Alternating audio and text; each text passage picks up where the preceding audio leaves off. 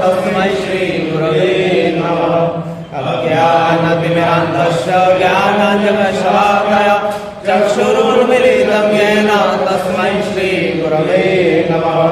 स्थावरं व्याप्तं येन विघ्नं चराचरं तत्पदं दर्शितं येन तस्मै श्री गुरवे नमः। चिद्रूपेण परिव्याप्तं त्रैलोक्यं सचराचरं तत्पदं दर्शितं येन तस्मै श्री गुरवे नमः। न गुरुरधिकं तत्त्वं न गुरुरधिकं तपः तत्त्वज्ञानात् परं नास्ति तस्मै श्री गुरवे नमः। वन्नाथ श्री जगन्नाथ मद्गुरु श्री जगद्गुरु मदात्मा सर्वभूतात्मा तस्मै श्री गुरवे नमः। गुरुरादिनाश गुरु परं दैवतं गुरु परतरं नास्ति तस्मै श्री गुरवे नमः। ब्रह्मानन्दं परं सुखदं केवलं ज्ञानमूर्तिं द्वन्द्वातीतं गगनसदृशं तत्तमशादिलक्ष्यम् एकं नित्यं विमलाचलं सर्वाधीशाक्षिभूतं भवातीतं त्रिगुणरहितं सद्गुरुं त्वां नमामि। सद्गुरुं त्वां नमामि। सद्गुरुं त्वां नमामि।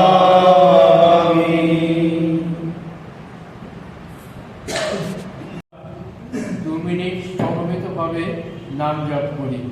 নামের সময় হলো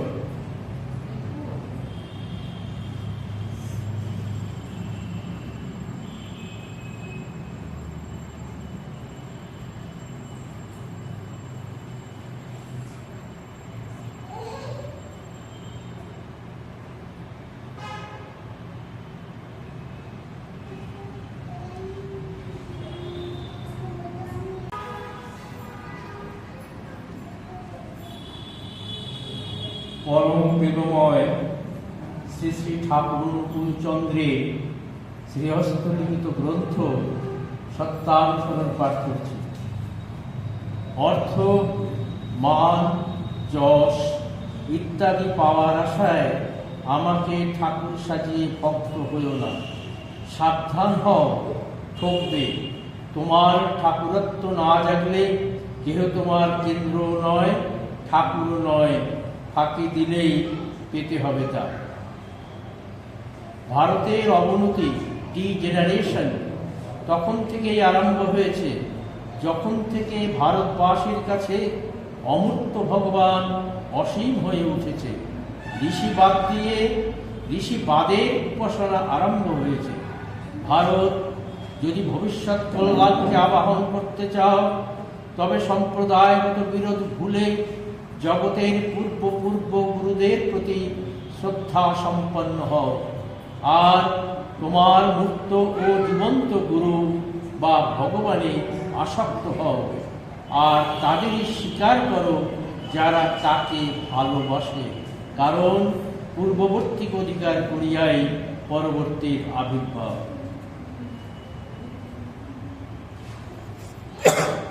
अर्थ, मान, यश इत्यादि पाने की आशा में मुझे ठाकुर बनाकर भक्त मत बनो। सावधान हो जाओ, ठगे जाओगे।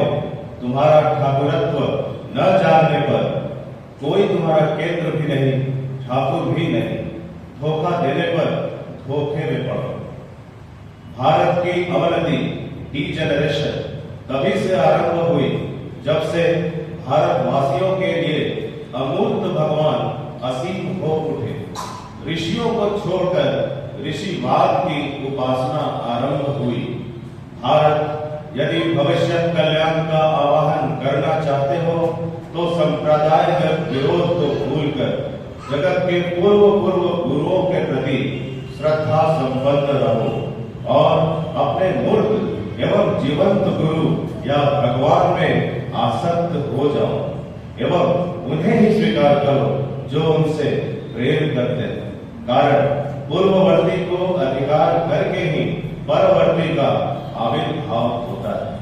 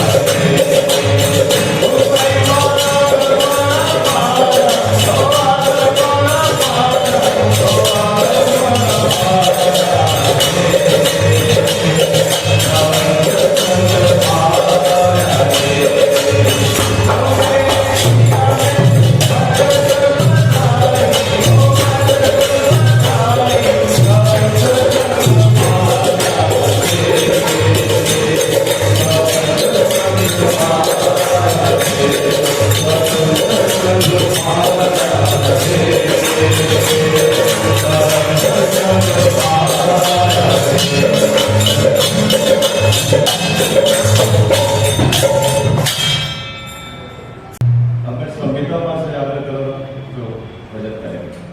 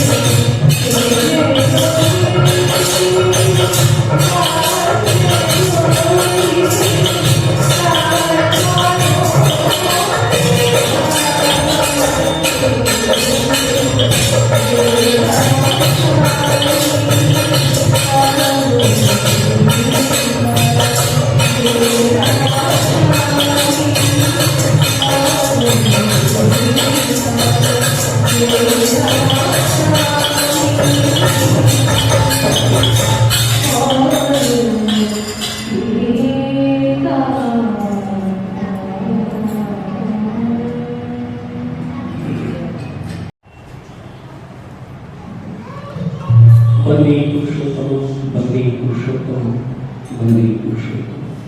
परम प्रेमाय श्री श्री ठाकुर परमाराध्या जगजननी श्री श्री भगवान परम पूज्य पाद श्री श्री गौड़ा परम पूज्य पाद श्री श्री आचार्य समस्त ठाकुर परिवार के चरणों में प्रणाम।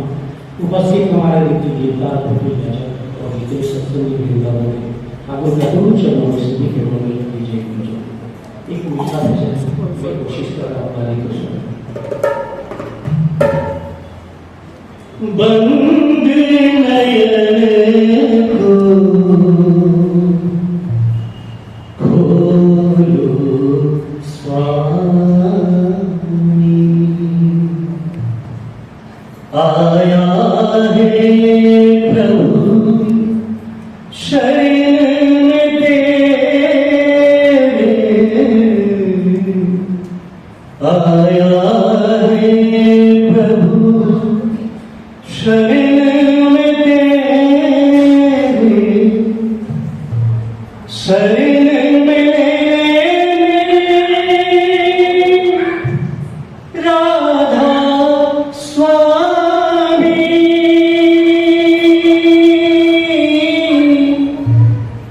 बंद नयन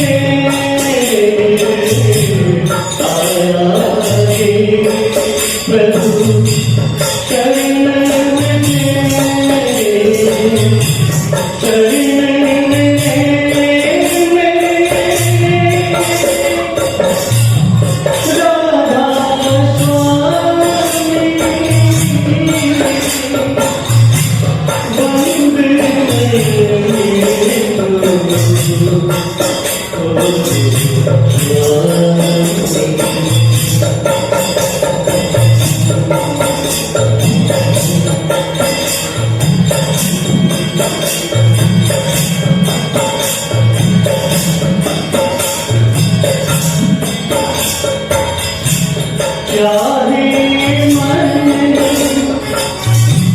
साथ तुम्हारा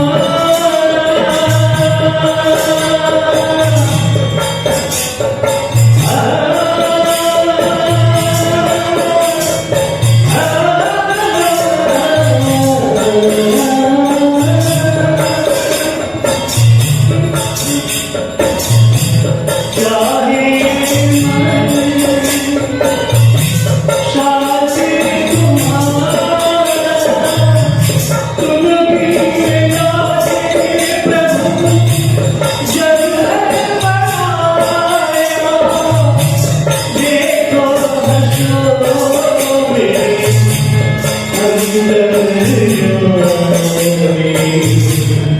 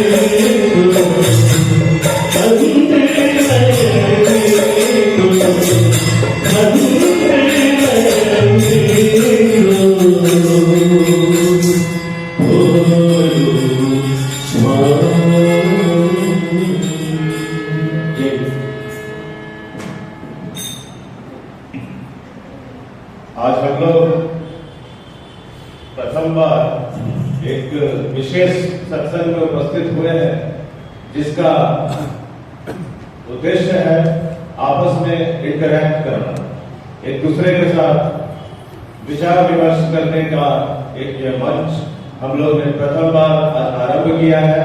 यह इंटरैक्टिव सत्संग, जिसको एक ऐसा मौका समझे जिस मौका से हर किसी के मन में जो भी शंका है, जो भी प्रश्न है, वो पूछ सकते हैं और उस प्रश्न का हल प्राप्त कर सकते हैं।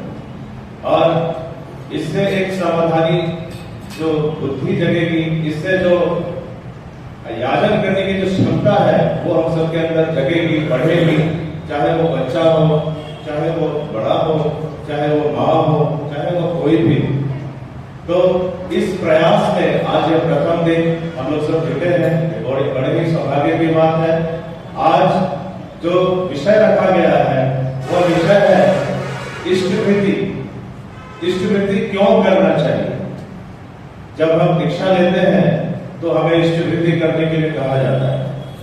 तो इष्टवृत्ति क्यों करना है? आज जो डीपी वर्क भी चल रहा है, बहुत सारे लोग हैं जो इष्टवृत्ति का महत्व नहीं समझ पाए।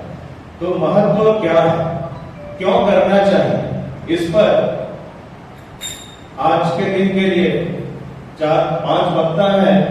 उनसे पहले मैं आग्रह करूंगा बारी बारी से उनका नाम लेकर कि वो आएंगे और अपने अपने बात का यहाँ पे परिवेशन करेंगे कि इष्टवृत्ति क्यों करना है, इसका महत्व क्या है। इस वाक्यालाप के बाद सब लोग मिलकर जो भी चाहे या प्रश्न अपने अंदर जो भी वो पूछ सकते हैं, जिससे कि वो कभी कहीं बाहर डीपी वर्क करने भी जा रहे हैं, उनसे किसी भी व्यक्ति द्वारा यदि यही प्रश्न किया जाए तो वो इसका जवाब और अच्छे तरीके से दे पाए। तो इस संदर्भ में मैं सबसे पहले सुश्री दीपिका से आग्रह करता हूँ कि वो आए और यहाँ पर खड़े होकर अपनी बात को रखें। इष्टवृत्ति का महत्व क्या है?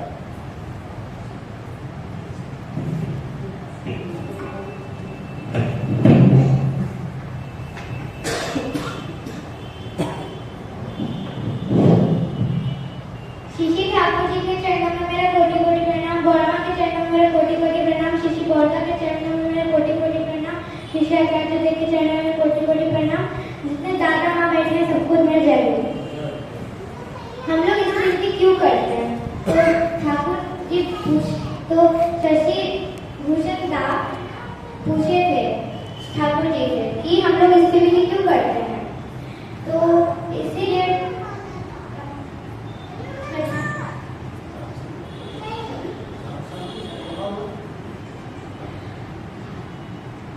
शशि भूषण दास पूछे थे कि इष्टवृत्ति क्यों करना चाहिए। तो ठाकुर जी बोले कि जब भी किसी को जरूरत होती है तब वो हम लोग को उसी के जरिए बुलाता है। इसीलिए इष्टवृत्ति करने से आदमी बचता है और बढ़ता है और भगवान का नाम लेने से मन भी शांत रहता है। तो एक शशि भूषण दास थे, वो ये सवाल जब ठाकुर जी से पूछते हैं तो ठाकुर जी उनको याद दिलाते हैं कि जब उनके ऊपर एक विपदा आई थी तब उन्होंने क्या किया था। एक बार शशि भूषण का एक शाम को घर से दूर एक रोगी को देखने के लिए गए थे। अंधेरा बहुत हो गया था। जब वो रात को लौट रहे थे तब अचानक नया जगह देखने के कारण वो रास्ता भटक जाते हैं। वो एक डग भी आगे नहीं बढ़ पा रहे थे। तभी मुसीबत से घिरे होने के कारण वह ठाकुर का स्मरण करना शुरू कर देते हैं। ठीक उसी वक्त एक व्यक्ति अंधेरे में एक हाथ में लालटेन लेकर उनको आता दिखाई देता है। अनजान व्यक्ति मनु और शशि भूषण को सही मार्ग दिखाकर उनके घर तक उनको छोड़ देता है। जब शशि भूषण अपने घर जाते हैं तब जब वो पीछे पलट के देखते हैं तो देखते हैं कि वो मनुष्य गायब हो गया है। तब उनको समझते देर नहीं लगती कि जब उन्होंने ठाकुर से प्रार्थना निवेदन की थी तब स्वयं ठाकुर उनकी मदद करने के लिए आए थे। इसीलिए हम लोग को इष्टवृत्ति करनी चाहिए और भगवान से जुड़े रहना चाहिए। जय गुरु।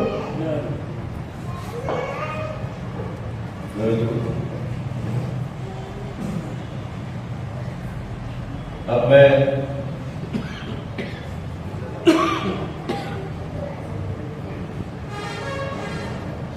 मैं आग्रह करूंगा श्रद्धेय उज्जवल दास से, तो वो भी आए और इस विषय पे उनका क्या विचार है, इष्टवृत्ति क्यों करना चाहिए, इसका महत्व क्या है, इस विषय में बोले।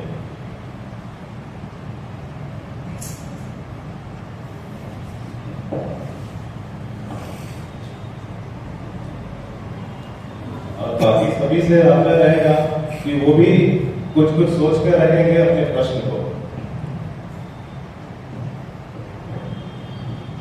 श्री श्री ठाकुर जी के चरणों में कोटि कोटि प्रणाम, श्री श्री बाबा के चरणों में कोटि कोटि प्रणाम, श्री श्री बाबा के चरणों में कोटि कोटि प्रणाम, श्री श्री आचार्य देव के श्री चरणों में कोटि कोटि प्रणाम।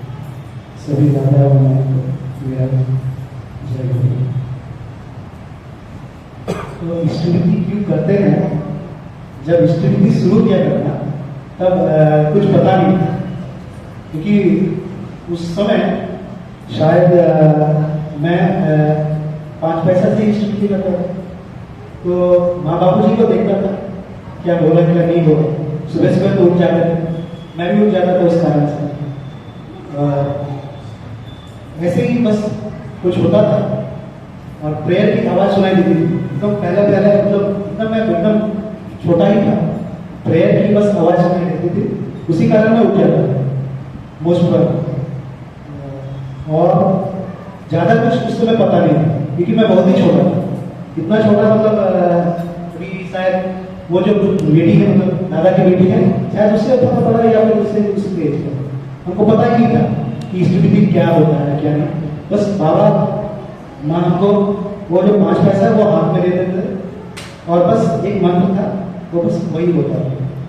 तो इनिशियल डेज में जब हम कोई भी काम करते हैं, कोई भी क्रिया करते हैं, तो ठाकुर जी के आशीर्वाद से मुझे वो फेस करना ही नहीं मिला कि हम क्यों करें क्यों नहीं करें। ठाकुर जी हमको बाय बर्थ देख ही भेजे। बाद में जब बड़े होते हैं तब हम समझते हैं कि अर्ज क्या होता है, अर्ज क्या होता है, कॉन्सेंट्रिक अर्ज क्या होता है, और प्रेम लव विद कॉन्सेंट्रिक अर्ज का मतलब क्या होता है। और उसको लव विद कॉन्सेंट्रिक अर्ज के साथ साथ उसको कोई क्रिया में, बोध में, अपने जीवन में परिवर्तन करने में क्या होता है। तो इष्टविधि का एक क्रिया है, एक ट्वीट है। हम अपने प्रिय परम के लिए, हम अपने बिलवेड के लिए करते हैं और कुछ नहीं। तो मैं अपने पापा के लिए नहीं करता हूँ, बाबा के लिए नहीं करता हूँ, माँ के लिए नहीं करता हूँ। मैं सिर्फ और सिर्फ अपने प्रिय परम जो हम सबसे प्रिय है उसके लिए करता हूँ और कुछ नहीं। जीवन का मंगल इष्ट शब्द का अर्थ है और उसका भरण पोषण इष्ट वृद्धि का अर्थ होगा भरण पोषण, उसके लिए करता हूँ। और कुछ मिला ही नहीं ऑप्शन जीवन में कि और कुछ बाहर देखो या नहीं देखो। हमको इष्टविधि वैसे ही मिला, मतलब ठाकुर जी दे के भेजे इष्टविधि देखो करना है। बाद में समझ में आता है कि हाँ मंगल क्या है क्या नहीं है क्या नहीं। स्टोरी से बताता हूँ, एक स्टोरी है छोटा मोटा, आचार्य देव से ज्यादा कुछ दिन पहले ही बता रहे थे। मैं शायद ये शायद जनवरी में था या फिर उससे पहले था। घटना है केरल की एक लड़की की। तो वो एक्सीडेंट हो जाता है, और लड़की है मोहम्मद मुस्लिम लड़की, उसको दीक्षा होता है कुछ दिन पहले। उसके बाद वो एक्सीडेंट हो जाता है। जब एक्सीडेंट हो जाता है तो वो क्रिटिकल होती है। तो क्रिटिकल होने के साथ क्या होता है, वो कोमा में रहती है। अब क्या करें? सुबह सुबह पता चलता है कि उसके शरीर में मूवमेंट आ रहा है। तो ये जो अर्ज आ रहा है क्या करने के लिए, बाद में पता चलता है कि वो इष्टविधि करना चाहते हैं अपने प्रेमी के, ठाकुर जी के। तो हम सब कुछ ना कुछ करते हैं जीवन में अपने प्रेम के लिए, कुछ ना कुछ पाने के लिए। तो जो उच्च है, ग्रेटेस्ट थिंग, मतलब सबसे ऊपर जो है, उनके लिए छोटा सा अपने प्रेम से एक छोटा सा गिफ्ट समझ, एक छोटा सा लव समझ, एक छोटा सा प्रिया समझ, एक छोटा सा पर उनके लिए वही है इष्टविधि। जीवन में बहुत सारे डेफिनेशन होता है इष्टविधि। और एक एग्जाम्पल देता हूँ। हमारे आश्रम में है, शायद आप सभी लोग बाबीदा के नाम से जानते हैं। ये जो एग्जाम्पल बहुत पॉपुलर है, फिर भी मैं कहता हूँ। बाबीदा जब हमारे एज के थे या हमसे भी एज के थे, कम थे, तब वो घर से मम्मी पापा को छोड़ के चले गए। कुछ अनबन हो गया था बाबीदा, वो चले गए थे। अब यंग एज का लड़का है, वो चले जाता है, क्या करता है, घूमता इधर उधर कुछ ना कुछ करता है। तो बाबीदा के पापा वो आश्रम में जाके पूछे कि मेरा जो बेटा है वो हमको छोड़ के चला गया, क्या करें? तब श्री बॉर्डा उनको बोलता है, पूछे थे क्वेश्चन। तो तो चले इष्टविधि करे तो पापी दादी बाबा बोले आगे करे राज चिंता नहीं, बस यही बोले। तो हमारे जीवन में हमारे जो खर्च होता है अपने बिलावेट के लिए, वो क्या क्या नहीं करवाता। कुछ दिन बाद वापीदार करा गया क्योंकि उनको इष्टविधि के लिए पैसा नहीं मिल रहा, तो कहां से मिलेगा। तो हमारा जो हर जगह कनेक्टेड है, कॉन्सेंट्रिक है, आइडियल सेंट्रिक है, मोस्ट मतलब मोस्ट इंपॉर्टेंट नॉट प्रॉब्लम, तो वो आपके जीवन में क्या करवाने का आपको खुद नहीं पता। कहाँ राजा भोज, कहाँ नंगोत्री। नंगोत्री से आपको राजा भोज भी बना सकता है अगर आज सही है। इस मिट्टी पे कुछ नहीं था, हम लोग जब शादी में खाना भी देंगे होंगे बहुत दिन पहले कुछ भी नहीं था। और ये जो अर्ज है हम लोग का, जैसे भी है मंदिर है, जैसे भी चल रहा है, ये अर्ज के कारण ये सब पेंटिंग सब कुछ बाहर से देखने में कितना अच्छा लगता है, बस वो आज के कारण और कुछ नहीं। जय हिंद। हम प्रेमामैन श्री श्री ठाकुर के चरणों में निकट प्रणाम, श्री श्री गौरमा के चरणों में निकट प्रणाम, श्री श्री गौरदा के चरणों में मेरा प्रणाम, श्री श्री आचार्य देव के चरणों में मेरा प्रणाम। इस सत्संग में उपस्थित सभी ऋतिक देवता, गुरु भाई, माताएं, बच्चे सभी को मेरा जय। इष्टविधि मुझे लगता है यहाँ पर जितने भी लोग हैं सभी लोग करते हैं, जो हम अपने इष्ट को के भरण पोषण एक तरह से देखा जाए तो जैसे हम माँ सुबह उठ के खाना बनाते हैं अपने घर के हर परिवार के लिए, ऐसे ही हम अपने इष्ट को कुछ देने के लिए रोज उनको भोजन देना एक तरह से ये इष्टविधि जो हम सुबह उठ के करते हैं। और उसका एक नियम है जो हम लोग को दीक्षा के समय बताया जाता है कि जब ब्रह्म मुहूर्त है उस समय हम लोग थोड़ी देर आसन पे बैठ के नाम ध्यान करने के बाद इष्टविधि करते हैं और ऐसा मन में भाव लेते हैं कि हम अपने हर काम के पहले आपको भोजन दें, और ये हर दिन हम करते हैं। तो ये जो हम करते हैं हम लोग क्यों करते हैं, हम अपने आप से पूछ सकते हैं कि क्यों हम करते हैं। हमको कोई कंपेयर को नहीं करना कि नहीं तुमको करना ही पड़ेगा, हमको ठाकुर से प्रेम है, जैसे मुझे मेरे बच्चे से प्रेम है। मैं कितना भी काम करूँ, ड्यूटी जाऊँ, कहीं जाऊँ, मेरा बच्चा नहीं खाया है, मैं उसको खाना बना के दूंगी, चाहे मेरे पैर में दर्द हो रहा हो, सर में दर्द हो रहा हो। तो मेरे ठाकुर भी तो वैसे ही भूखे हैं, वो भी मेरा प्रेम चाहते हैं। हम उनको थोड़ा सा समय दें और वो प्रेम देने का एक नियम होता है। जैसे हम लोग स्कूल जाते हैं, 7 बजे का स्कूल है, वो 7 बजे अगर हम नहीं गिर जाते तो गेट बंद हो जाता है, फिर हमको अलाउ नहीं होता। तो इष्टविधि करने का नियम होता है। ये ब्रह्म मुहूर्त में उस समय ऐसा वातावरण होता है कि ईश्वर उस समय, मुझे बचपन में ऐसा बताया जाता था, मैं जब छोटी थी अपनी बेटी जैसी, कि उस समय भगवान जो है वो घूमते हैं। तो मैं सुबह उठ के बहुत पढ़ाई करती थी कि मुझे भगवान देखेंगे और मेरे पढ़ाई को देख के वो मुझे आशीर्वाद देंगे। जब मुझे ये दीक्षा के समय बताया गया कि ब्रह्म मुहूर्त में इष्टविधि करना है, तब मैं ये चीज़ को समझ पाई, क्योंकि मेरे बचपन के दिमाग में था कि उस समय सरस्वती माँ आती है तो ठाकुर जी भी उसी समय आते हैं और उसी समय वो हमारा जो प्रेम है, हमारा जो भोग है, जो हम उनको निवेदन करते हैं वो ग्रहण करते हैं। उसके बाद वो लोग फिर अपने अपने जगह में चले जाते हैं। तो फिर हम 10 बजे उठ के अगर इष्टविधि करेंगे तो उसका कोई महत्व नहीं है। हम उसका महत्व समझना चाहते हैं तो हमको नियम से चलना। अब एक बात है, हम लोग जब दीक्षा लेते हैं तो हम सब लोग अनुभव किए होंगे कि हम जब इष्टविधि करते हैं तो हमें हमारे मन में विश्वास जगने लगता है कि मेरे साथ कोई है, ठाकुर है मेरे साथ। तो ये विश्वास मेरे अंदर क्यों जगा और जो इष्टविधि कर रहा है उसके अंदर क्यों नहीं जग रहा। तो ये जो विश्वास मेरे अंदर जग रहा है, इसका एक वजह है, मैं एक बार ठाकुर जी के किसी किताब में पढ़ी थी कि जब हम इस तरह से नियम से इष्टविधि करते हैं तो जो भी चीज़ें मेरे सामने अज्ञात रूप में है वो ज्ञात रूप में दिखने लगती। जैसे मान लीजिए कोई ऐसा सीढ़ी टूटा हुआ है मेरे घर का, थोड़ा थोड़ा सीमेंट छड़ रहा है, लेकिन हम लोग उस पर नज़र नहीं दे रहे। पर हम जब नियम से चलते हैं तो मेरा नज़र वहाँ चला जाएगा और मुझे लगेगा ये टूटा हुआ है, शायद ये कभी गिर जाएगा, इसको ठीक करें। हम जब गाड़ी चला रहे हैं तो हमको लगेगा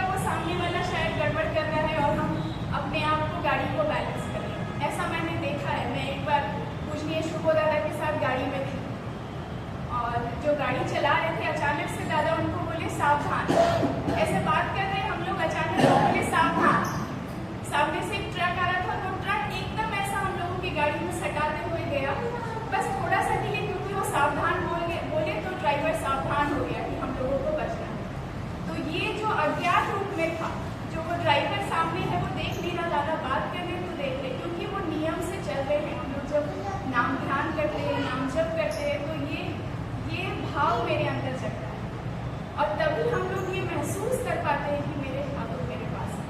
तो जब तक हम नियम से नहीं चलते, हम कुछ भी नहीं करते। कोई भी चीज़ में हमको नियम पालन करना होता है, या हम पढ़ाई कर रहे हो, या हम खाना बना रहे हो, या हम कुछ भी काम कर रहे हो, कई तरह का काम है। जब तक हम नियम नहीं पालन करते, हम ये चीज़ को समझ नहीं पाते। जैसा अभी राधा बोले कि वो इस स्टेज को नहीं जानते कि नहीं करने से क्या होता है, क्योंकि वो बचपन से ऐसा किए, उनके माँ बाबा ने उनको बचपन से ऐसा एक इन्वायरमेंट दिया। तो हम सब ऐसे हैं, और हम लोग जो कि बचपन से नहीं किए, तो हमको लगता है कि क्यों हमें बचपन से नहीं मिला। अगर मेरे माँ बाबा उस चीज़ को समझ पाते, तो शायद मैं जो आज हूँ इससे और ज़्यादा कहीं विकसित होती। लेकिन आज हम लोगों को समझना इसलिए भी ज़रूरी है क्योंकि हम अपने बच्चे को वो इन्वायरमेंट दे पाए, जो हर बच्चा बोल सके पूरे गर्व से कि मेरे माँ बाबा ने मुझे ठाकुर को दिया। माँ बाबा पूरे जीवन बहुत चीज़ करते हैं अपने बच्चे को एक अच्छा लाइफ देने के लिए, लेकिन ये जो हम लोग देते हैं वो गर्व से बोलते हैं कि मेरे माँ बाबा ने मुझे ये दिया। और ये नियम से जब हम इष्टविधि करते हैं तब हम इस चीज़ को समझ पाते हैं। बहुत सारी छोटी छोटी चीज़ें जब हम गाँव में जाते हैं, लोग बोलते हैं कि हम महीने में एक दिन पैसा दे देंगे, हो जाएगा, रोज रोज नहीं होगा। लेकिन क्या ये संभव है? क्या हम लोग महीने में एक दिन खाना खाएंगे तो हो जाएगा? हमको हर दिन भोजन करना पड़ता है। हम एक दिन भी नहीं करते तो बीमार हो जाएंगे, 5 दिन में तो हम पूरा ही बीमार हो जाएंगे। तो मेरे ठाकुर कैसे मेरे साथ है? हमको तो हर रोज इष्टविधि करना है। और इसका महत्व हम समझें, ये समझ के हम आज जीवन में बहुत खुश है, तो हम चाहेंगे कि मेरे पड़ोसी भी खुश रहे, मेरा जो बहुत अच्छा मित्र है वो भी खुश रहे, और भी जिनसे मेरा परिचय है वो लोग भी खुश रहे, उनके जीवन में जो भी प्रॉब्लम है वो अपने से सॉल्व कर सके उस प्रॉब्लम। इसलिए हम लोग को लोगों को इष्टविधि का महत्व बताना है, उसको नियम से करने का महत्व। इसी के साथ जय हिंद।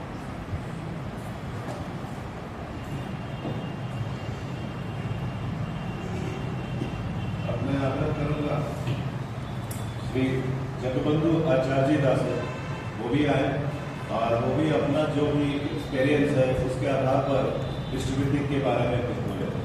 श्री जगबंधु आचार्य दास।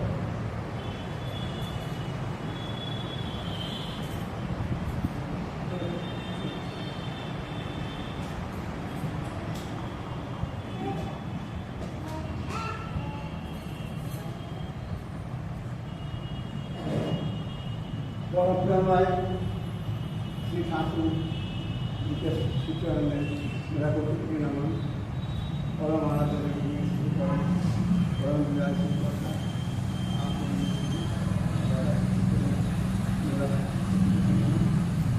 उपस्थित सभी रीति देवतागण उपस्थित और सब दादा माँ बच्चे सभी को मेरा आंतरिक हृदय से जय। बहुत अच्छी बात है, इसीलिए जो सत्संग आयोजन किए हैं और जो संस्कृति का विषय रखे हैं बहुत ही अच्छा किए हैं। तो मैं किसी दाता परिवार के सभी का सर्व विषय के मंगल परम जाल के सूत्र में हम निवेदन करते हैं।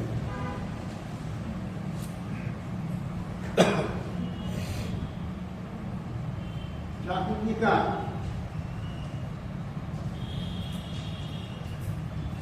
ठाकुर जी के करुणा में हम नहाते हैं। ये बहुत जीवन का ये अनुभव हुआ है, ये सभी लोग अनुभव किए हैं। और ठाकुर जी का महिमा में हम लोग हमेशा नितनी रूबरू हो रहे हैं। तो ये साथ में आता है कि ठाकुर जी का जो 5 नीति है जीवन का, जजन जाजन इष्टविधि सहस्त्र सदाचार। तो हम लोगों को जजन शुरू में करना है, फिर जाजन करना है, इष्टविधि का 3 नंबर में आता है। ये कहा जाता है, लेकिन एकदम दिन का शुरू होने से ही इष्टविधि का शुरू होता है। पहले इष्टविधि दे करके शुरू, अगर इष्टविधि से पहले पूछा है तो ठाकुर जी का एकाग्र नाम जो भक्ति जैसे जो गुरुभाई जैसे करते। हम लोग एक चीज हम व्यक्तिगत रूप में अनुभव किए हैं।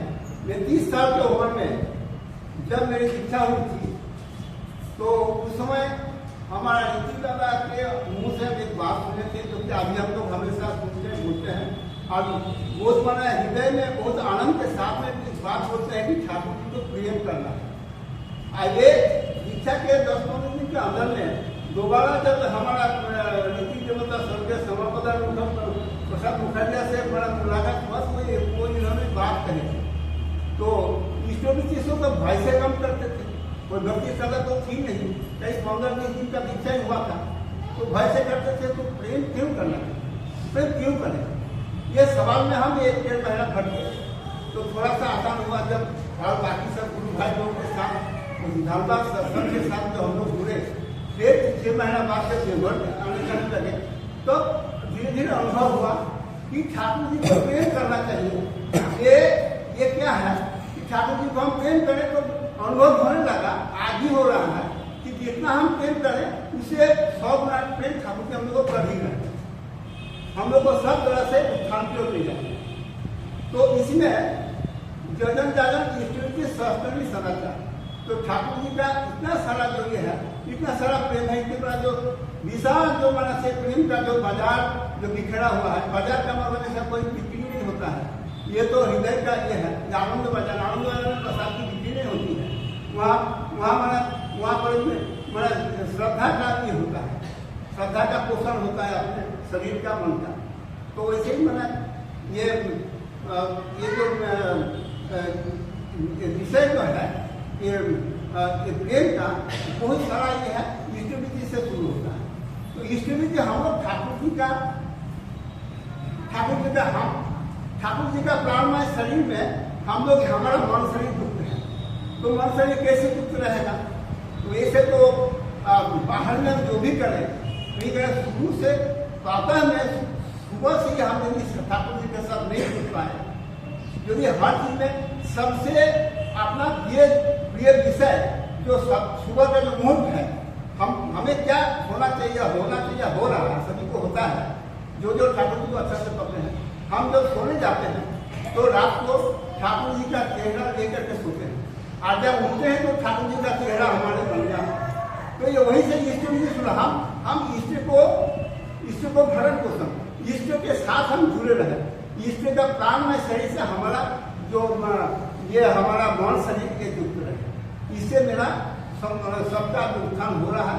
इसका कोई अंत नहीं है, इसका कोई वाक्य नहीं। ठाकुर जी का हर तरह से जो रक्षा का ये एक उनका जो कृपा है, हमेशा इष्टविधि जो बोला जाता है ना कि गजन इष्टविधि जजन इष्टविधि बोलने का थे महावीर, जो इष्टविधि जो करके घर से निकला वो कभी कोई आपत्ति विपत्ति में नहीं पड़ा।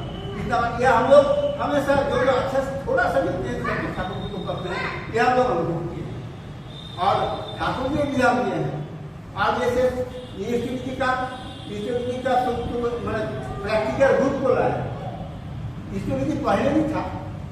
पहले तो गुरुकुल में जो सत्यनारायण भगवान का जो होता था उसमें सीढ़ी लगाया जाता था, उसमें सुबह से लेकर के 100 उपार्जित अर्थ से ठाकुर जी के लिए भोग ला करके होता था। पहले तो ऐसा बहुत बड़ा मीडिया नहीं था और बहुत दूर दूर तक लोग जा नहीं पाते थे, तो ऐसा था। तो आज हमारे जैसे यदि आगे का देखा जाए तो इष्ट के प्रति भगत में इष्ट का दास, इष्ट को पूरा समर्पित जो हमारा राम जी के इनमें हनुमान जी थे, उससे भी पहले विष्णु भगवान के समय का भी इष्टविधि का बहुत बड़ा उदाहरण हम बताते हैं। इष्टविधि जैसे देवलोक से भगवान विष्णु भगवान धरा में आते थे, एक कथा आते थे। तो ये ऐसा समाज में ऐसा होता था कि वो आने से लोगों में एक हमारा आभास समय तो शहर तो था नहीं, उस समय बहुत सारा जंगल और गांव था। तो विष्णु भगवान आते थे उस समय लोगों में और जानवरों में भी एक प्रभाव आ जाता था। जानवर हिंसक प्राणी जो है, हिंसक प्राणी मनुष्य प्रति कोई जानवर प्रति हिंसा नहीं करता था। तो लोग समझ जाते थे कि विष्णु भगवान बने हैं। विष्णु भगवान कभी आए तो उनको आसन लगाया गया। जो किसान जो है वो गया, कोई बनिया जाकर के वहाँ पर जाकर के कोई दिया, किसान कुछ अनाज जाकर के दिया, कोई तो फिर जानवर भी आया। जानवर जैसे कि भालू है, भालू वो कुछ अंगूर लेकर के आया जंगल से, हाथी कुछ केला लेकर के आया, और बानर से कोई न कुछ सामान लेकर के आया। वहीं पर एक खरगोश था, तो खरगोश क्या दे, तो सब मैंने वहाँ जो अग्नि प्रज्वलित था, सभा में अग्नि प्रज्वलित था, भगवान विष्णु भगवान सामने में है, तो वो अग्नि के सामने में आ गया। खरगोश बोल रहा है कि मेरे पास में कुछ देने का नहीं है, मैं स्वयं ये अग्नि में प्रवेश करता हूँ। तो ऐसा बात सुन करके, खरगोश का बात सुन करके विष्णु भगवान को खरगोश को गोद में ले लिया। ऐसा समझ आता कि चंद्रमा में जो खरगोश का पिक्चर दिखाई देता है, ऐसा कथा में कहा गया नहीं का कथा है कि वो विष्णु भगवान को मैंने उसमें अंकित करके कि ये पूरा ये कथा अमर होने के लिए खरगोश का एक मैंने नमूना है। ईष्टविधि का पहले ही था और ठाकुर जी का व्यापक रूप से मैंने हम लोगों को जीवन को हम लोग को ईश्वर के साथ में तरह तरह का ये होने के लिए आचार्य परंपरा में युक्त रहने का एक बहुत बड़ा तरीका है। हम लोग को ईष्टविधि से ही हम जाने सब कुछ है, नाम ध्यान है, सुबह का प्रार्थना है, शाम को प्रार्थना, देवघर में तरह तरह का विषय है, बहुत सारी किताब है, बहुत सारे तरह तरह का बातें को सुनने का है, समझने का है, सब चीज का है। लेकिन यदि ईष्टविधि नहीं रहता तो आचार्य के साथ में आचार्य का जो तरह तरह का हम लोग को माने नित्य जो जीवन पोषण का जो विषय हमेशा मिलता है, ये हम लोग को शायद नहीं मिलता। तो ईष्टविधि का बहुत बड़ा महत्व है, हम लोग सबको समझते हैं, अपने अपने स्तर से करते हैं। पैसा जो रखा जाता है ईष्टविधि का 100 अधिक पैसा होना चाहिए। ईष्टविधि का अगर पैसा सुबह में रखना है, आज उसको जुगाड़ करके रख देना। पैसा अगर पास में नहीं है तो उधार ले करके भी करना है। यदि हमारा उधार भी कोई नहीं है तो भिक्षा करके भी ईष्टविधि करना है। ईष्टविधि का इतना बड़ा महत्व है, ये हम लोग सब लोग अनुभव किए हैं। आज का विषय बहुत सुंदर रहा, बहुत अच्छा है, सभी को मिलना चाहिए।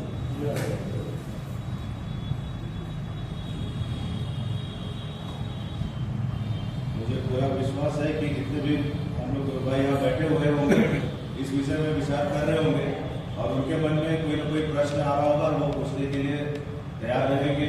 जिनसे भी वो पूछना चाहते हैं अपना प्रश्न पूछेंगे, क्योंकि इस सत्संग का मूल मकसद यही है कि इष्ट विधि का जो महत्व है प्रत्येक व्यक्ति यहाँ से समझ कर जाए, ताकि उसको आगे कोई समस्या ना हो, समझने में समझाने में पूरी तरह से हम सब का कॉन्सेप्ट क्लियर हो जाए। जो यहाँ नया दीक्षा लिए है वो क्यों इष्टवृद्धि करे, पैसा ही क्यों निकाले, इस सब चीज का जो समाधान है, जो मानसिक मन में जो भी समस्या है, कंफ्यूजन है, वो दूर करके ही जाए इस सत्संग। तो इसी क्रम में मैं आगे आग्रह करूंगा हमारे बीच उपस्थित है सह प्रतिनिधि श्री रामविलास चौधरी दा, उनसे मैं निवेदन करूंगा कि वो भी अपनी बात को रखें।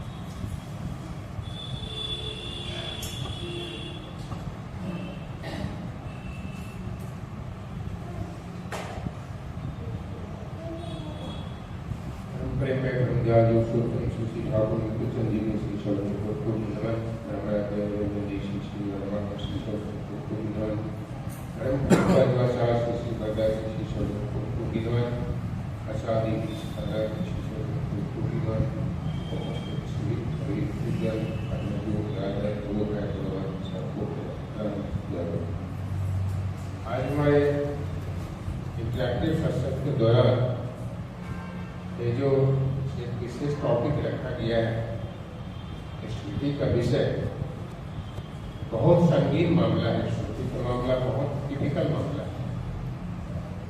स्मृति के बारे में जितना बोला जाए, उनकी महिमा, उनका विधि विधान, उसकी क्षमता, पोटेंशियल उतना कम है।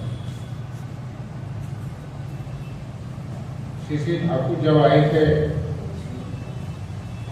तो पहले ठाकुर जी के पास हम लोग प्रार्थना नहीं करते थे। जो जब जाता था ठाकुर जी को प्रणाम करता था, ठाकुर जी उनको उतने देर तक ऐसे हाथ जोड़ के प्रणाम किए रहते थे। अब दिन में सैकड़ों बार आए लोग, हजारों आदमी आए तो ठाकुर जी को उतना कष्ट होता था। तब श्री बर्ता ने ये अनुभूति, उनको ये महसूस हुआ कि बोले एक ही बार सारे लोग आकर के एक निर्दिष्ट समय पर आकर के ठाकुर जी को प्रणाम करेंगे और ठाकुर जी भी उसमें हम सबों का प्रणाम करेंगे। इससे ठाकुर जी बहुत खुश हुए, इस प्रोसेस से बहुत खुश हुए।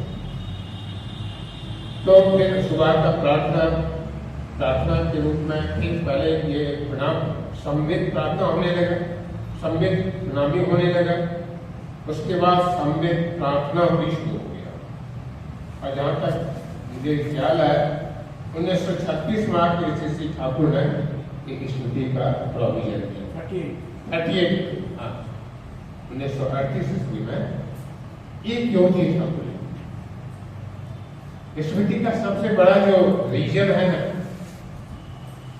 वो देने की आकुति आग्रह। हम सभी लोग जीव जंतु धरती पर जितने हैं, हमारी चेष्टा आती है कुछ न कुछ पाने की। एकदम पक्की बात है, वो चाहे मोदी भी हो, बाइडेन हो, पुतिन हो, जिनपिंग हो, कोई भी, सबों को कुछ पाने की, कुछ न कुछ पाने की चाहत रहती है।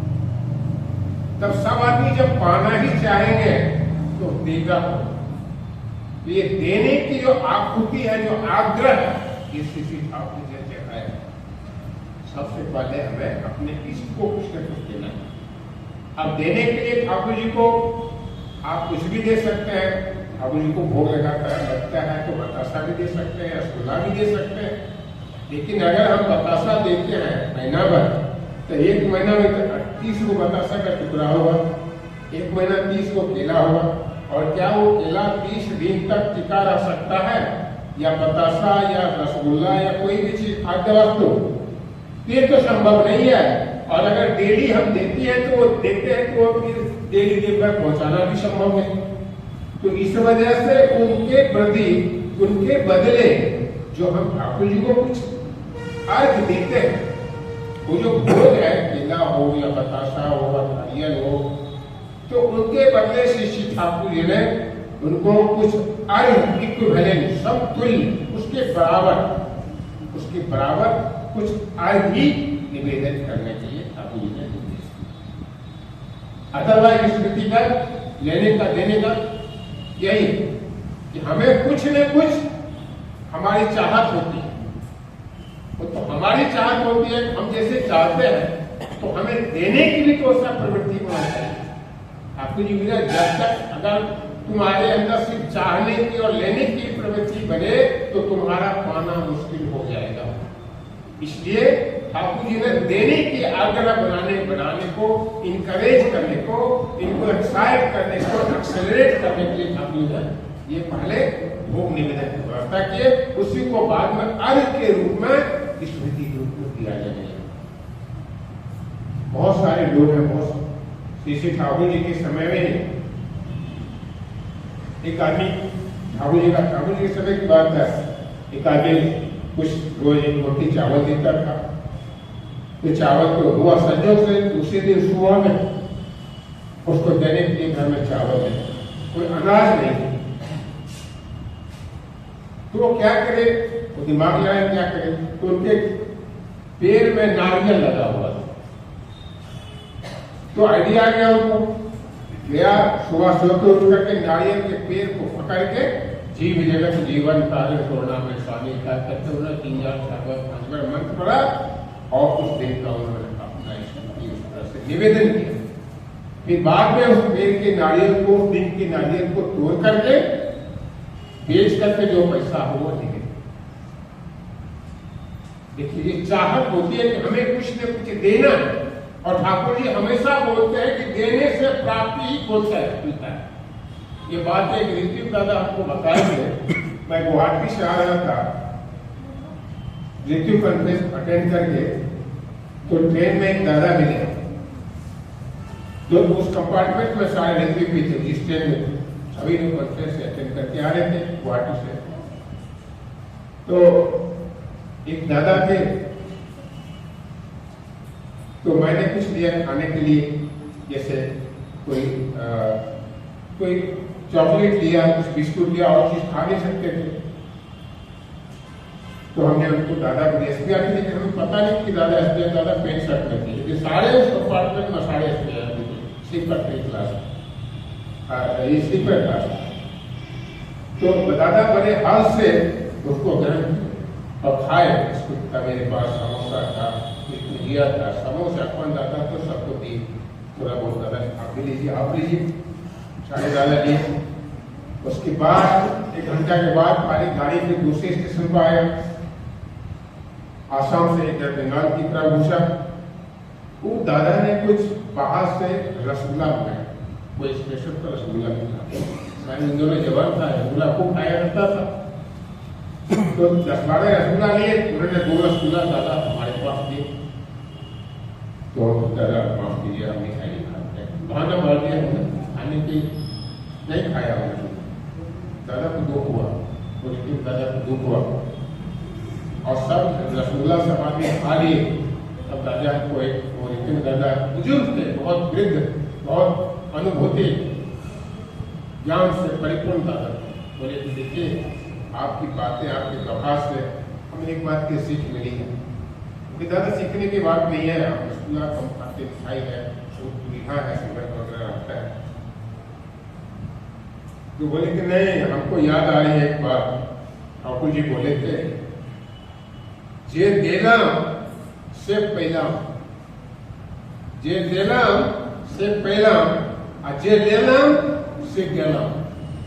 मतलब जो किसी ने अगर किसी को कुछ दिया, इसका मतलब उसके पाने का पद उसी समय मिल गया, उसको पाने का रास्ता मिल गया। कुछ न कुछ के बदले कितना गुना मिलेगा ये नहीं बता सकते। और जो सिर्फ लेने के चक्कर में आते हैं, वो गया, उसका रास्ता बंद हो। बंगला में बोले आपको पूरा अच्छी तरह से क्यों याद नहीं आया, तो बताया कि जे देलाम से पहला, और जे लेलाम से गेलाम। बड़ा अच्छा डायलॉग करके उन्होंने बताया। तो एक बहुत बड़ी स्मृति हमको रह गया कि हमेशा कुछ न कुछ देने की आग्रह रहनी चाहिए। हम लोग मंदिर ही आते हैं ना, मंदिर ही आते हैं, एक आना चाहिए कि एक फीलिंग आना चाहिए कि मंदिर में फूल नहीं है। आजकल मंदिर में वो कभी कभी देखते हैं रसगुल्ला है, रसगुल्ला ही लगता है, 2-4 हमें कल देखे थे वृंदावन होता चादा को, तो उस समय आम नहीं मिला था। 4-5 साल पहले की बात, सवेरे आम दे बहुत अच्छा 2 पीने के लिए आम लेके आए। मैं सुबह प्रार्थना करने आया था, मुझे बड़ा खुशी हुई कि अभी तक कहीं धनबाद में कहीं आम नहीं थी, कहीं दिखाई दिया। और ठाकुर जी के लिए इन्होंने 2 पता नहीं कहाँ से बड़े बड़े अच्छे पीने के लिए आम लेकर आए। तो लेकर आकर, ले करके, किसी को कुछ दे करके, ये देने की जो आपूर्ति है, जो आग्रह है, ठाकुर जी बोलते हैं इससे कैपेसिटी बढ़ता है, सामर्थ्य बढ़ता है, योग्यता बढ़ता है, हमारी व्यवस्था बढ़ता है। जहां सिर्फ लेने का चक्कर में रहता है, तो वहां आप देखते हैं। अब दादा जो है हम लोग को आचार्य देवघर में बोलिए कि जब तुम भी उत्सव करोगे तो मांगने नहीं जाओगे, कलेक्शन नहीं मांग करके उत्सव नहीं करना है। जो उत्सव स्थल आ करके, सेवा पा करके, यजन याजन स्मृति सत्संग का प्रभाव झेल करके, उनको जो अनुभूति होगी, उस आधार पर जो कुछ वो अर्घ देना चाहेगा सत्संग के लिए, वो मिलेगा। अब दादा मना करते हैं पैसा कलेक्ट करके, चंदा करके नहीं करना हो। जब मंदिर में हम आ करके ये नहीं सीखे कि हम मंदिर का सेवा करना है, कहीं यज्ञ हो रहा है, यज्ञ में कुछ हमको कुछ डोनेट करना है या कुछ हमें सहयोग करना है, तो फिर सत्संग करने, दीक्षा लेने, धर्म करने का कोई मतलब नहीं। ये देने की आपूर्ति को बढ़ाना, ये देने के आग्रह को एक्सेलरेट करना हमेशा। ठाकुर जी के पास बहुत लोग बहाना लेकर आते थे, ठाकुर जी हमारे अनेक अभाव। अरे अभाव तो तुम खाते हो ना, फिर तो अभाव क्या बोलते हो? तुम तो भोजन करते हो, तो ठाकुर जी के टाइम देने के टाइम अभाव क्या होगा? एक मुट्ठी चावल या आधा मुट्ठी चावल ले सकते हैं, बहाने से क्या मतलब? ठाकुर जी कुछ है नहीं हमारे पास, कुछ नहीं होता है। बोला खाना बनाते हो ना? बोला हाँ। उसमें राख निकलती है ना, जलावन का राख निकलता है ना, हाँ। तो राख को ही स्मृति करो। बताइए, वो खाना बना के खाता है, अन्न ही खाता होगा ना, उसी का भोजन करेगा। तो खाना बना के खाएगा, कोई अन्न रहेगा, उसका एक मुट्ठी नहीं निकाल करके वो राख जो बनता है उसका स्मृति करते हैं। अरे भाई सोचने की बात है, अब भक्त किसको है, बेवकूफ किसको बनाते? फिर भी ठाकुर जी ने दया करके पथ बताया, वो राख ही लेके आना। और जब 30वें दिन वो राख का बोरा लेके आया, तो बोला उस राख को अपने बाड़ी में, उसमें खेत में डाल के उसमें कच्चू लगाना, और कच्चू जो आएगा उसी को तुम स्मृति, उसी पर चेष्टा। ठाकुर जी के पास सारे गलत फहमियों का, सारे ठगबाजी का, सारे बेवकूफी का ठाकुर जी के पास सॉल्यूशन है। हम चाहे माने चाहे ना माने, हम दूसरे को क्या धोखा देंगे, खुद धोखे में पड़ेंगे। ये एक बहुत बड़ा ठाकुर जी ने अस्त्र देके गया हमारी स्मृति का। पहला अस्त्र स्मृति का, दूसरा अस्त्र आचार्य प्रथा। ये दो चीज अगर हमारे जीवन में ठीक रहे, तो बाकी से थोड़ा बहुत न कहा भी जाता है, तो हमारा बहुत कुछ राहत मिल जाता है। अभी हमारे बीच हमारे परम श्रद्धेय श्री असिंदा है, हम लोग को ठाकुर जी की स्मृति के बारे में महिमा, उनकी लीला, उनकी जो महत्व बताएंगे, मैं उनसे डिटेल में सुनना चाहता हूँ। दादा, आपका उम्र इतना हो गया, इतना अनुभूति है, आप श्री ठाकुर जी का दर्शन पाया है, श्री बरदा का दर्शन पाया है, बहुत कुछ आपके पास, आपके भंडार भरा हुआ है, उसमें से थोड़ा निकाल के हम लोग को भी बता जो। मैं आशा करूंगा श्री अशोक भट्टाचार्य जो सर्वप्रतिनिधि है, हम सबको स्मृति के महत्व पर और कुछ बताएंगे। और जिन किसी को कोई प्रश्न पूछना होगा, कृपया हाथ खड़ा करके प्रश्न पूछें।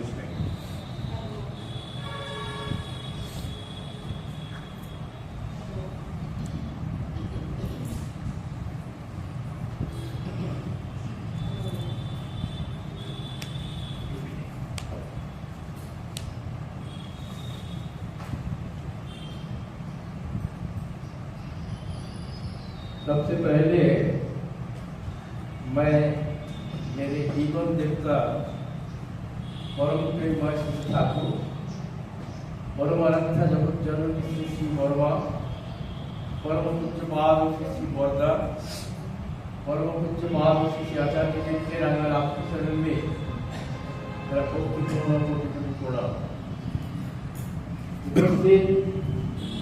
ठाकुर जी के मित्र पंचधारी गोपीगण, हमारे श्रद्धावान भाइयों, कल्याणिया माताएं, बच्चे, सभी को मेरा यथास्थान में मेरा प्रणाम, श्रद्धा, प्रीति, शुभेच्छा एवं शुभकामना। ये जो इंटरैक्टिव सत्संग, ये कोई नया नहीं है, धन्यवाद के लिए नया शुरू हुआ। ये ऊपर से शुरू होता था सीसी बॉर्डर के समय से, उसमें हम लोग शामिल होते थे, लेकिन उसमें विषय नहीं दिया जाता था। विषय देने से क्या होता था, हम लोग किताब पढ़ के उसके विषय में कुछ जानकारी प्राप्त कर लेते थे। बॉर्डर का नजर में बात चला गया, पहले था एक पॉइंट दिया गया, आज इस विषय का आलाप आलोचना करेंगे। और खास करके जब यंग बैच, बच्चा भी था, बच्ची भी थी, सब आदमी मिलकर शिष्य बॉर्डर 8:30 बजे चले जाते थे ठाकुर बाड़ी से अपने स्वरूप घर पर 8:30 बजे। उसके बाद वही भरनाथ मंडप में नया सब बनाया था, उसमें नया ही बना था। उसमें हमारे कृष्ण प्रसन्न भट्टाचार्य का जो बड़ा लड़का हमारे पंडित था, गुरु प्रसन्न भट्टाचार्य, पंडित का हम लोग बोलते थे। पंडित का किसी बच्चे को लेकर बैठ गए, किसी बच्चे को लेकर हमारे सोचो लोढ़ीदार गोपाल चक्रवर्ती तक बैठ गए, कोई हमारे बसवान सिंह जी के पास किसी में बैठ गए। वह 4 से बैठा होता था, बातचीत करते करते रात 10 साढ़े 10 बाद भी हो जाता था। तो इतना आनंद मिलता था, इतना आनंद मिलता था, वो भाषा में प्रकाश नहीं कर सकता। आनंद बजे बंद हो गया। पंडित तो बोले क्या हुआ, बात करते हैं आनंद बजे बंद हो गया, चलो मेरे घर में। उनके घर में जाके खई मुड़ी चूड़ा गुड़ खा के हम लोग रात बिताते थे। वो एक दिन था, उस समय इंटरैक्टिव सत्संग होता था। उसके बाद पर्दा बोले विषय मत दो, विषय मत दो, तू पढ़कर आए। क्योंकि बोलते हैं अनुभूति के द्वारा जो जाना जाता है वही है प्रकृत ज्ञान। अनुभूति होता है करने का माध्यम से, बिना की अनुभूति नहीं होता है। आग में हाथ डालने से हाथ जल जाता है, सुने हैं कभी हाथ लेके देखे कितना जलन होता है। ज्ञान उसी को हुआ जिसको आग शरीर में लगा, यह आग को हाथ लगाया। इसलिए हमारे परमदेव से ठाकुर जो आज जो पॉइंट रखे हैं हमारे डॉक्टर कितनी सुंदर भाई, तो बचपन से मैं इसको जानता हूँ, तो कितनी सुंदर इतना सुंदर एक रखे श्री ठाकुर जी का इष्ट वृत्ति, एक वाइटल पॉइंट। आज केवल सारा विश्व में युग युग में प्रभु आए, युग युग में अवतार रूप में आए, अवतारी भी आए, लेकिन इष्टमिति का प्रचलन किंतु इस रकम नहीं था। डेली देना, रोज देना है। ये आपको मुस्लिम संप्रदाय में भी है। जाकात टोटल इनकम का आधा आना उसको देना पड़ता है। वो महीना में एक बार दे, साल में एक बार दे। लेकिन हमारे दया का केस में प्रत्येक मुहूर्त हमारे इष्ट चेतना जागृत रहे। ठाकुर जी बोले रोज देना पड़ेगा। क्या दोगे, that is up to you. कुछ भी आप दे सकते हैं, लेकिन ठाकुर नियम दिए अति प्रत्युष में ऑल इन द मॉर्निंग, ये रात का खत्म होगा, दिन का शुरुआत जो हमारे बोलते हैं वो तो अति प्रत्युष में बिना शर्त में, नो कंडीशन। कोई हमारा उसके साथ कोई हमारा कंडीशन नहीं है, तो प्रत्याशा है देने से मिलेगा। ठाकुर जी भाषा में बांग्ला में बहुत मानी दिए, पढ़ाई पावा जननी, करना ही है पाने की जननी। जैसा करोगे वैसा पाओगे। यह माँ लोग बैठे हुए हैं, माँ बोल के अगर पुकारेंगे तो हमको आदर करेंगे लोग। अगर हम पूर्ण नजर में देखेंगे तो हमको यहाँ से जूता झाड़ू से पिटा के निकाल देंगे मार के। करना ही पाने की जननी। श्री ठाकुर जी का जो बात है, एक मिनट देखते एक मिनट। ठाकुर जी की जो बात है इतना साइंटिफिकली ठाकुर जी की बात है ना, करो हो पाओ। करने से तुम होगे पाओगे, और जब बन जाओगे तुमको पाओगे। इसीलिए जजन जजन की इष्टविधि को अगर मूड रखता है, तुम करो पहले, फर्स्ट यू डू। ये अगर समन्वय नहीं रहेगा तो एक एबनॉर्मल आदमी सब बन जाएंगे, बोलेंगे करेंगे और कुछ। इसीलिए बोलने के पहले हिसाब करो, सोचो मैं क्या करा, क्या किया, तो मिलेगा क्या। ये बोलते मैं बोलूं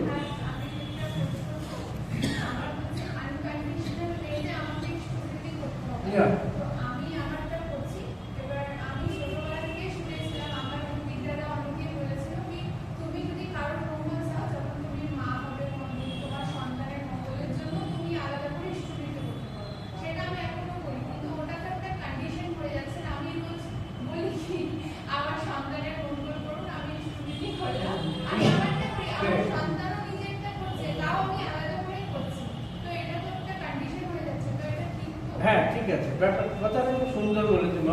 এটা সবার অনেকেরা জানে না।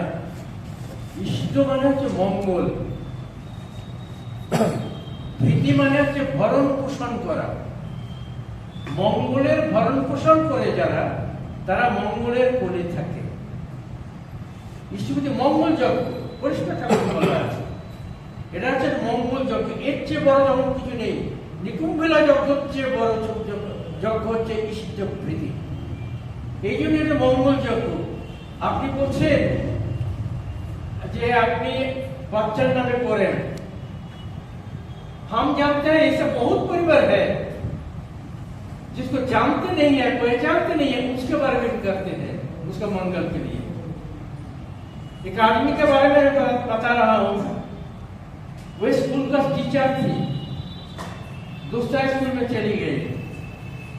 जिस स्कूल में वो पढ़ाती थी उस स्कूल का धीरे धीरे धीरे धीरे जब बैठ गए, ठाकुर जी का दया से उसके पहले वो निकल के चले गए, ठाकुर जी का दया से।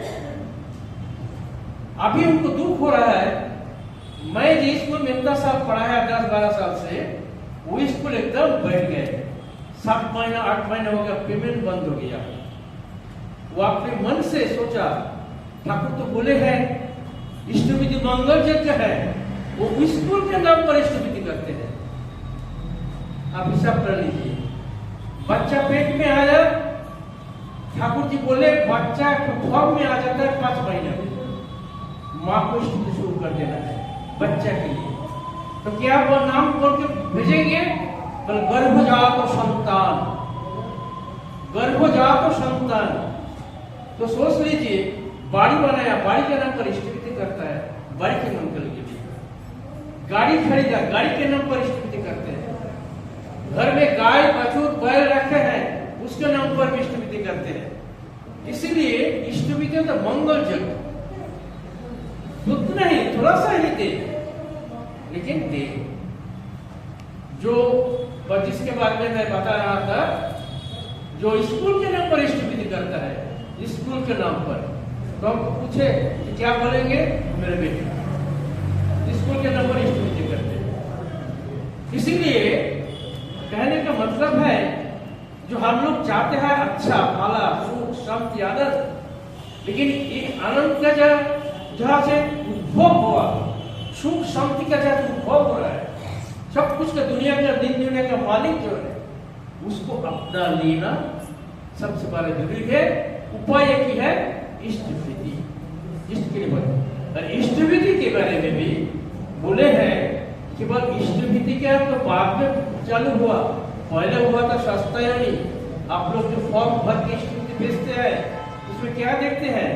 पहले का शास्त्रायणी 3 रुपए, 3 रुपये करके एक पूरा चावल लेकर आदमी करता था। बाद में इष्टविधि चालू हुआ, 1938 इष्टविधि चालू हुआ। उसके बाद लगे आचार्य विधि। सब क्यों दिया गया है? फॉर्म में छपा हुआ है, हर कलम में मुझे कुछ देना है।